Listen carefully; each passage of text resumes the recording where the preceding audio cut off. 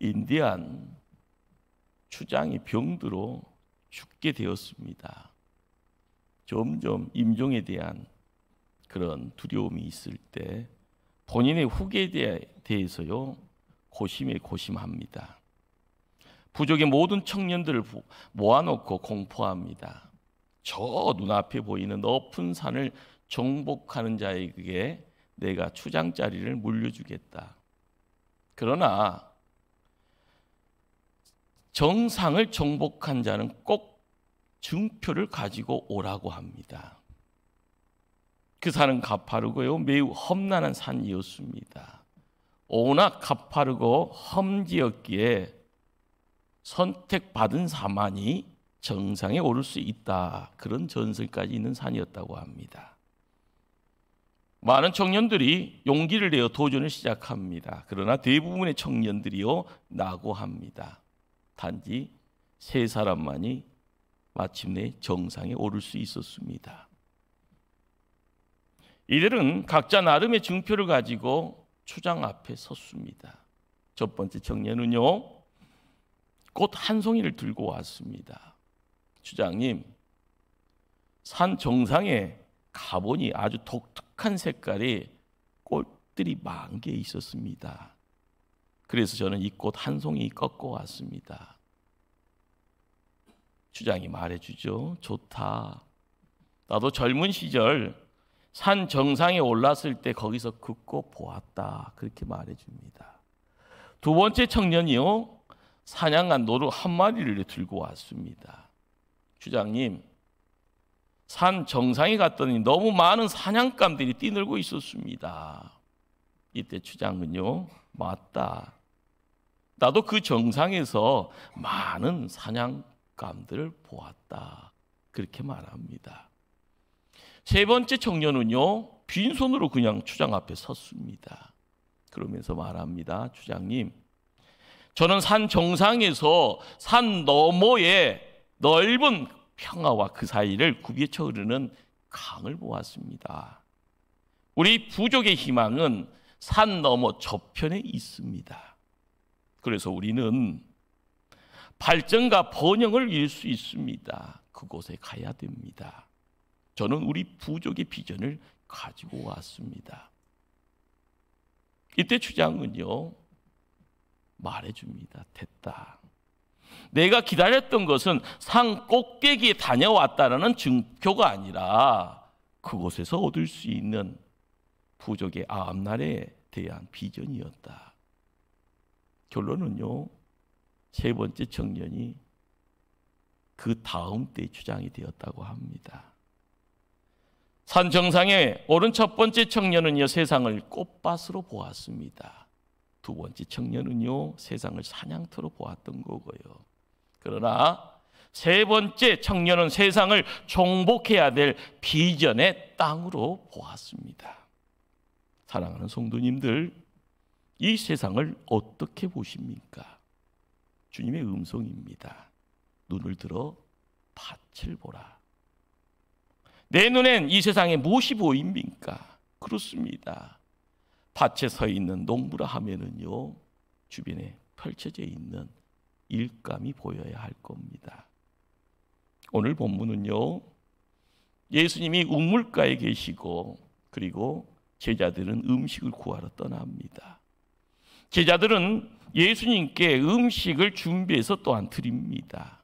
이때 예수님께서 하시는 말씀이요 내게는 너희가 알지 못하는 먹을 양식이 있느니라 하십니다.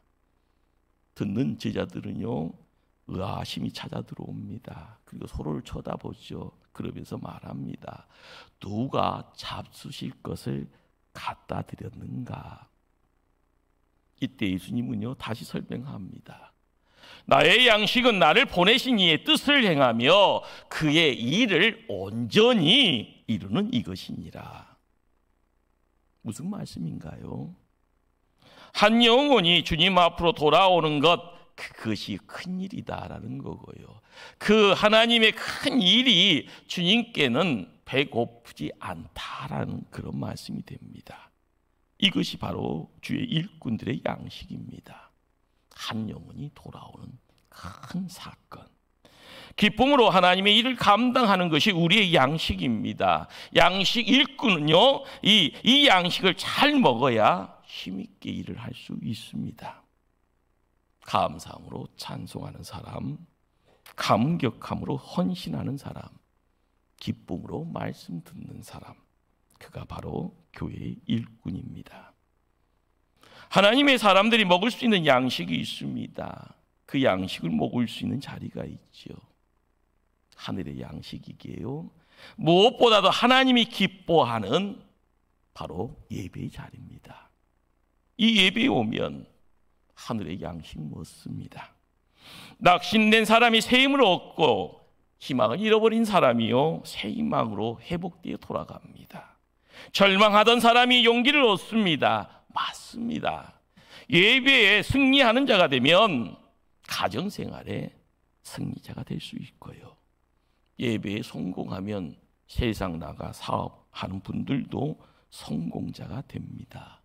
믿으시기를 바랍니다. 우리는 구역이라는 하나의 모임을 갖게 됩니다. 믿음의 공동체죠. 공동체가 추구하는 바가 뭘까요? 이 땅에서 천국을 경험하는 겁니다. 항상 천국 가면은 재미없어. 가면은 왜 그렇게 나를 힘들게 하는 사람이 있는지는 몰라. 그러나 본래 구역이라는 믿음의 공동체는요, 이 땅에 천국이 돼야 됩니다. 우리가 힘써야 될 바가 무엇일까요? 시리에 있어서요, 힘들어하는 것. 자포자기가 있어서요, 죽을 맛이 되어지는 것. 그러나 구역이라는 믿음의 동력자들과 함께 어울릴 때 서로가 연합하고 도와지고요, 서로가 땡겨지고 밀어주는 가운데 있어질 내용들이 뭘까요? 천사가 함께할 때 그것이 천국이 될 줄 믿습니다. 어느 정도 우리가 구역이라는 공간을 통하여 서로를 알아가고 서로에게 사랑을 전하게 되어지면 우리의 시야가 밖으로 돌려져 살펴야 됩니다. 이유가 뭘까요? 미래의 가족을 찾는 일입니다. 우리의 주변에 어려운 자들이 너무너무 많습니다. 힘들다고요, 죽겠다고요, 어떤 곳에 의지할 곳이 없다고요, 서로를 바라보면서요, 어찌할 거라고 이야기되어지는 그 소리만 너무 넘칩니다. 바로 그곳에 하나님의 마음이 있습니다. 하나님이 그들을 얼마나 사랑하고 얼마나 그들을 기다리고 있는지 아버지의 마음으로 나의 VIP가 되죠. Very important person이라고요. very 중요한 사람입니다. 그들이 나의 눈에 보여지면은요, 섬겨야 됩니다. 사랑해줘야 되고요, 그들에게 뭔가의 필요에 따라서 뭔가를 옮겨줘야 됩니다. 그래서요, 나를 통하여 누군가가 교회에 오게 되어지고요, 누군가가 하나님 말씀을 듣게 되어지고요, 누군가가 하나님의 임재를 통하여서요, 떨림 속에 내 육신이 떨리고 내 심령이 떨리고 내 영혼이 떨려지는 가운데 하나님의 품에 안겨가는 그 경험을 하게 되었을 때 우리는 새 사람 되는 겁니다. 그래서 성경은 말합니다. 우리가 준비하는 예수 사랑잔치는요, 천국의 잔치를 배설하는 겁니다. 하나님 아버지의 마음에 집 나간 탕자가 돌아왔습니다. 가지고 나온 모든 재산 다 탕진하고 돌아와서 살아 돌아온 것만으로도 감사하다고요. 잔치 배설할 때 돼지 잡아라, 소 잡아라, 동네 사람 다 초청해라, 함께 먹고 마시고 즐기자꾸나 이야기합니다. 그것이 하나님 아버지의 마음입니다. 누가 전도할 수 있습니까? 잃어버린 자에 대한 열정, 그리고 애정을 가진 사람만 복음 전할 수 있습니다. 누구든지요, 그리스도의 영이 없으면 예수 그리스도를 여쭈라 시인할 수 없다고 하네요. 누구든지 그리스도의 영이 충만하지 못하면은요, 예수 자랑할 수 있는 그 복음 전도의 열정에 동참할 수 없다고 하네요. 예수 믿지 않는 것이 얼마나 끔찍한 일인지를 깨닫지 못하면 전도와 열정을요, 가질 수 없다고 하네요. 예수 믿는 것이 얼마나 엄청난 일인가를 알게 되어지면은요, 누군가에게 달려가서 그 열정을 가지고 복음을 전하게 되어집니다. 지금은요, 그렇죠. 이 시대는 전도가 어렵다 하기 전에 교회에서 전도 설계가 어려운 시대가 되었습니다. 이것이 바로요, 한국 교회의 위기 상황이라는 단적인 증거입니다. 목사님들이 그동안 교인들의 길을 즐겁게 하는 설교만 해서 그런 겁니다. 복음의 능력이, 복음의 본질이 무엇인지를요, 전하지도 않고 우리가 품지도 않기 때문에 그런 겁니다. 감성만 자극했지 진정한 영성과 야성을 살리지 못하는 성도가 되어져요, 어떻게 보면은요, 뒤뚱거리고 있는 겁니다. 진정으로 회개합니다. 우리 신앙이 병들어 있으니까요. 현실적이고 이실적인 축복만이 우리가 믿음 생활 신앙의 목표가 아닙니다. 우리가 깨달아야 될 것은요, 한 영혼을 사랑하는 것. 내 영혼이 살아있어야지 한 영혼을 사랑할 수 있습니다. 내가 세워져 있어야만이 누워있는 사람을 이렇게 세울 수가 있습니다. 주의 사랑을요, 품고 있을 때 이 속에 있는 뜨끈뜨끈한 예수의 심장을 전할 수가 있는 겁니다. 사랑하는 성도님들은 이 세상을 어떻게 보십니까? 세상을 어떻게 보느냐 하는 것은요, 그 사람의 인생관이 되고요, 그 사람의 가치관이고 한 개인이 품고 있는 영성입니다. 이 세상을 희게 보는 사람이 있는가 반면은요, 이 세상 전혀 다르게 까맣게 보는 사람이 있습니다.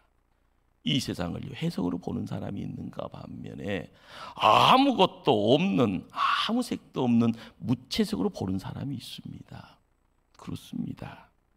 자신이 보고자 하는 것만을 봅니다. 더더욱이요, 볼 수 있는 능력치 안에서만 봅니다.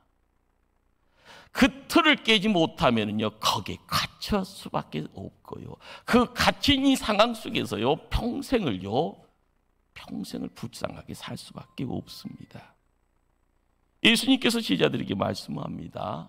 너희 눈을 들어 밭을 보라. 기어져 추수하게 되었도다. 여기 밭은요, 사마리아 사람들을 말하고 있습니다. 그 당대 사마리아는요, 참 대단히 이상한 곳이었습니다. 사마리아 사람들은요, 본래 유대인입니다. 그런데 구약의 역사 가운데 아수르라는 큰 나라가요, 전쟁을 하게 되고요, 그리고 나서요, 포로지로 북이스라엘 지경을 점령을 합니다. 시간 지나다 보니까 혼혈아가 생겨집니다.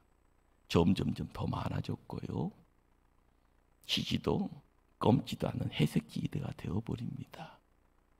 본래 유대인들은요, 그 땅을요, 찾아가지도 않고요, 손가락질만 합니다. 이러한 회색지대를 지나시면서 예수님 말씀하죠. 희어져 추수하게 되었도다.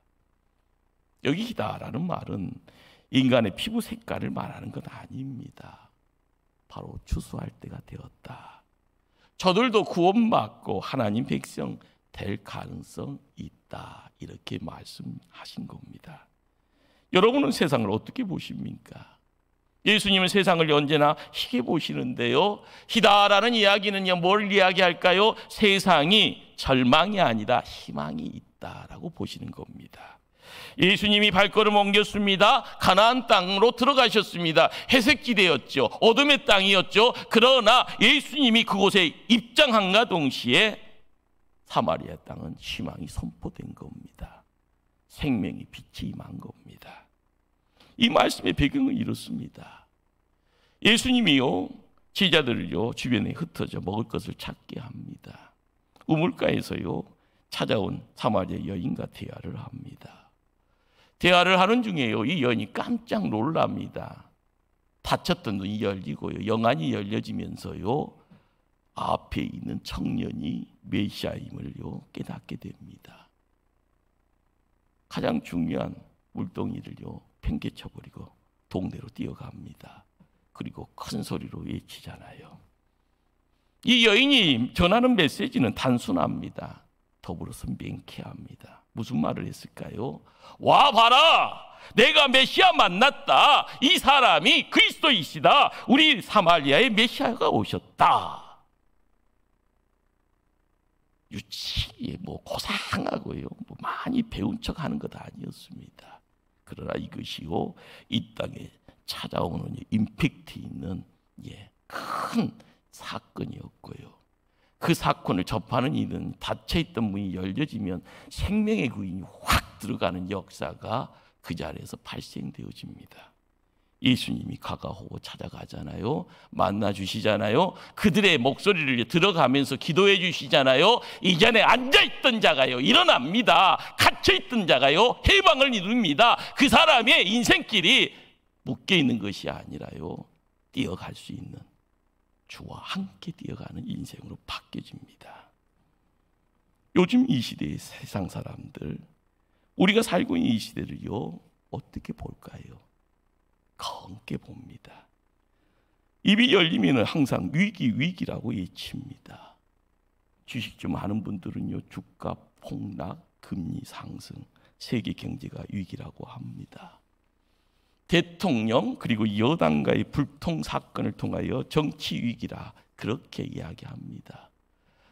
뜬금없이 비행기가, 뜬금없이 미사일이요, 끊임없이 남북 간의 긴장 상태, 전쟁의 한반도 위기라고 합니다. 한국교회는 어떠합니까? 전도의 문이 막혀 있을 때 이단들이 기승하고 한국의 교회 교인들이 감소한다고 해서 한국교회 위기라고 합니다. 학교 교육이 무능하고요, 교사들이요 너무너무 힘들다고 자살합니다. 다음 세대 교육의 위기라고 합니다. 청년들 장가가기 싫어합니다. 그렇지만 결혼해도 얘기 안 낳는다고 합니다. 초출산입니다. 시간이 10년, 20년 뒤에는요, 이 땅에 한민족의 미래의 위기라고 합니다. 우리는 이럴 때 포기해야 됩니까? 아니면 어떻게 해야 할까요? 복음의 능력을요, 믿어야 합니다. 믿는 성도에게 하나님의 살아계심을 믿어야 합니다. 그 어느 때보다도요, 복음의 본질, 하나님 나라를 위해서 우리의 기도 시간, 은사, 물질을 집중해야 합니다. 눈을 들어 밭을 보라. 우리가 눈을 들면은요, 우리의 손길을 기다리는 심령들이 너무 많다라는 것 발견하게 됩니다. 얼마나 많은 사람들이 절망 가운데 죽어갑니까? 교회가 이제 부연히 일어날 때입니다. 낙심보다는요, 입술 열어 외쳐야 됩니다. 우리에게는 희망이 있다고요. 그 희망을 선포해야 합니다. 지금은 희망을 살 때입니다. 서로가 서로에게요, 깊은 관심 그리고 배품을 통하여 사랑을 나눠야 될 때입니다. 지금은 전능하신 하나님의 능력을 구해야 될 때입니다. 지금이야말로 하나님의 이름을 부를 때입니다. 지금이 기도할 때입니다. 저들에게 희망을 선포할 때 내가 하는 것이 아니라 주님이 함께 발걸음 옮겨가십니다. 혹여 이 자리에요, 사업이 어려운 분 계십니까? 가족 중에 주저앉아서요, 애통해 하면서요, 신음하는 가족이 있는 분 계십니까? 희망이 있다라고 선포하시길 바랍니다. 예수님이 이 땅에 생명의 빛으로 오셨습니다. 누군가를 바라봤을 때요, 저 사람은 태어날 때부터 절대로 예수 믿으시지 않을 사람이라고 그렇게 단정 짓지 마십시다. 겉이 아무리 우락부락해도요, 예수님 가셔서요, 예수님 만져주면요, 눈녹듯이 녹습니다. 예수님 오시면 바로 기적이 일어납니다. 세상은 어둡다고 이야기하잖아요. 세상은요, 너무 절망 가운데 있다고 이야기합니다. 그래서요, 이 세상이 암흑이라고 이야기하십니다. 그러나 아셔야 될 사실이 뭔가요? 예수님은 빛입니다. 빛이 오면은 어둠은 사라집니다. 우리의 인생이 그렇습니다. 조금 같은 죄가 있다 할지언정 흰 눈처럼 휘어질 것이라, 신홍같이 붉은 죄들이 있다 할지언정 양철처럼요 더욱더욱 휘어지는 역사가 일어납니다. 예수님의 말씀, 그 말씀은요 농부의 마음을 품고 있습니다. 눈물로 씨 뿌리는 자 기쁨으로 단을 거두게 될 것이다. 생각해 보십시다. 씨도 뿌리지 않고요, 흉년을 걱정하는 사람 있습니다. 진짜 바보입니다. 너희 눈을 들어 밭을 보라. 예수님 이 세상을 밭으로 보라고 말씀합니다. 밭을 볼 사람이 누군가요? 농부입니다. 농부는요, 많이 공부한 사람이 아닙니다. 땅을 통해서 공부하고요, 하늘을 바라보면서 공부하고 자연을 통해서 공부합니다. 기회를 알고요, 기회를 선용합니다. 씨 뿌릴 때를 알고 밭 갈 때를 알고요, 걸음 줄 때를 압니다. 그리고 거둘 때를 압니다.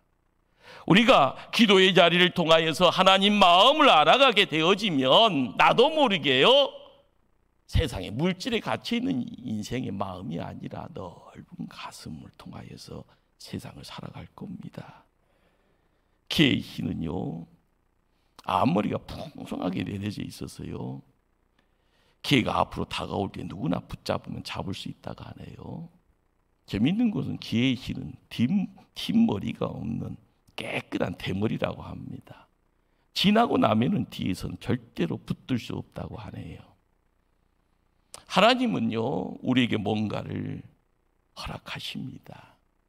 그것이 기회고요, 그것이 전도라 이야기 되어지면 하나님의 역사는 우리의 말 한마디를 통해서 역사하십니다. 우리가 가지고 있는 주보 하나를 가지고 전할 때, 예수 믿으라 이야기할 때 하나님 역사합니다. 내가 기회를 찾아가고요, 내가 구원의 문을 닫는 자가 아니라 하나님이 기회를 허락하시고 문을 열어놓습니다. 내가 판단하면 안 됩니다. 내가 거부해서도 안 됩니다. 내가 일꾼 되어져 있으면은요, 때 지나서요, 애원하고 복골하고 통곡해도 안 됩니다. 문이 열려져 있을 때 우리가 함께 일어서야 합니다. 사랑하는 성도님들, 이 세상 어떻게 보십니까? 우리의 인생은 또한 어떠합니까? 꽃밭입니까? 잔디밭입니까? 아닙니다. 희어져 추수할 밭이라 주님 말씀해 줍니다. 그 열매에 속히 거둬야 될 영혼의 추수밭입니다. 무르익 있는 곡식 바라봤을 때 농부는요, 때 지나면 큰일이라 그래서 추수하고 싶은 충동이 열심히 허락이 됩니다. 오늘 세상을 추수밭으로 보는 사람은요, 바로 거기에서 묘한 열정을, 하나님이 주시는 감정을요, 거룩한 충동을 느끼게 됩니다. 하나님이 주시는 겁니다. 이런 느낌 갖고 있는 사람은요, 하나님은 세상에 일감을 주십니다. 그리고 마음속에요, 사명이라 새겨주십니다. 내 목숨 온 천하보다 귀중하지요. 이 목숨 역시요, 하나님이 내게 맡겨준 사명 감당할 때만 존재 가치 있습니다. 그러기에 일찍이 리빙스톤 선교사가 이런 이야기를 합니다. 나는 내 사명 다하기 전엔 절대로 죽지 않는다. 예. 이 말로 역으로 이야기하면은요, 사명 끝나야 하나님 데리고 가신다라는 그런 말이 됩니다. 내게 맡긴 사명 잃어버리고 살아갑니다. 우리는 세상 살 가치 없는 존재가 됩니다. 끔찍하네요. 다시 한번 하나님 주신 사명 회복해야 될 줄 압니다. 눈을 들어 밭을 보라. 희어져 추수하게 되었도다. 주님은 지금 곧 추수할 작업을 시작하려고 말씀하십니다. 세상은요, 우리의 손과 발을 부르고 있습니다.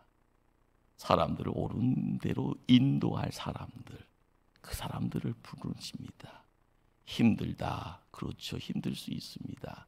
그러나 나중에 하늘에 떠 있는 별처럼 빛나게 해주신다고 말씀합니다.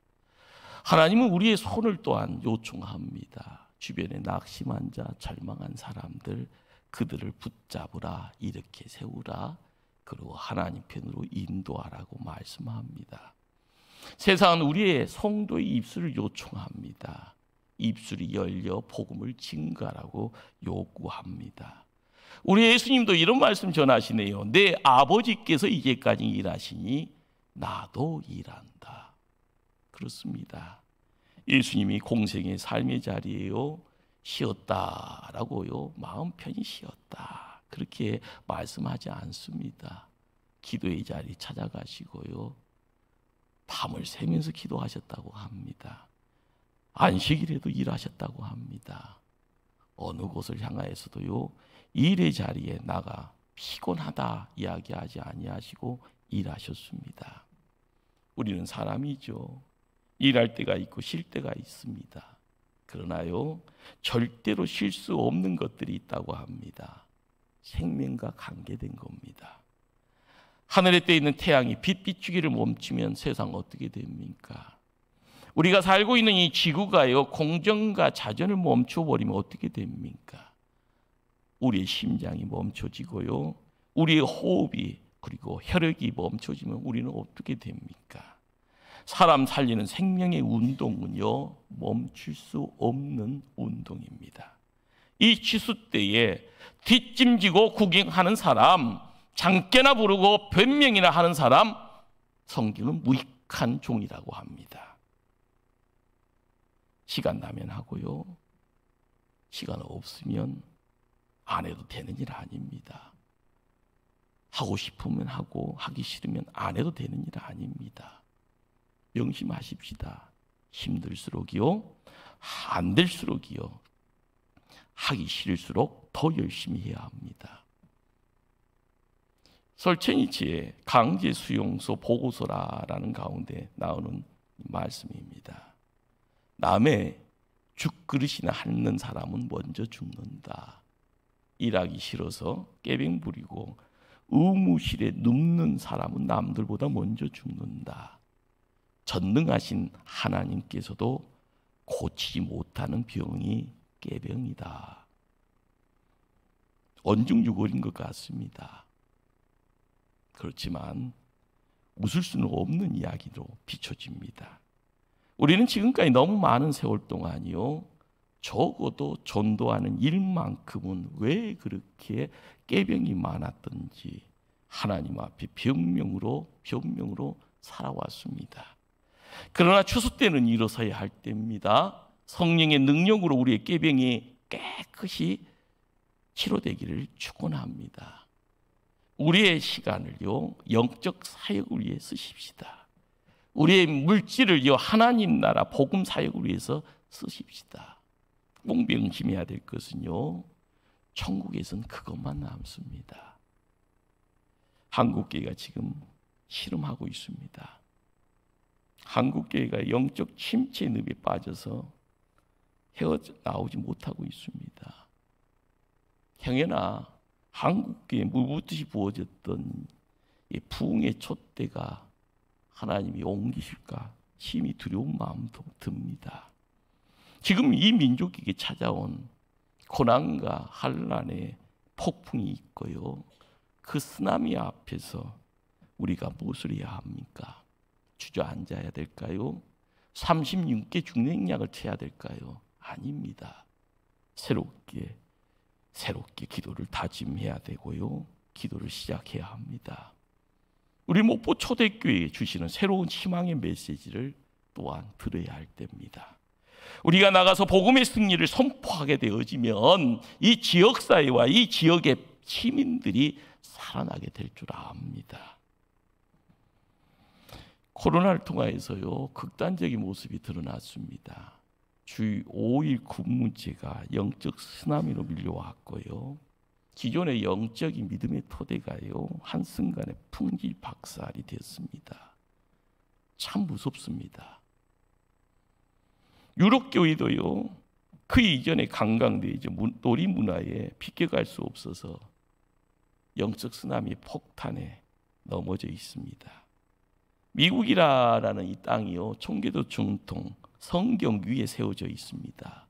그런데 미국 교회도 지금 마찬가지입니다.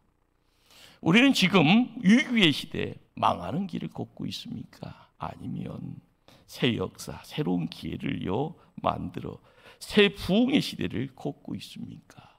지금 선택하십시다. 그리고 결단하시기를 바랍니다. 내가 누구를 보내며 누가 우리를 위하여 갈고 내가 여기 있나이다. 나를 보내소서. 기도하시겠습니다.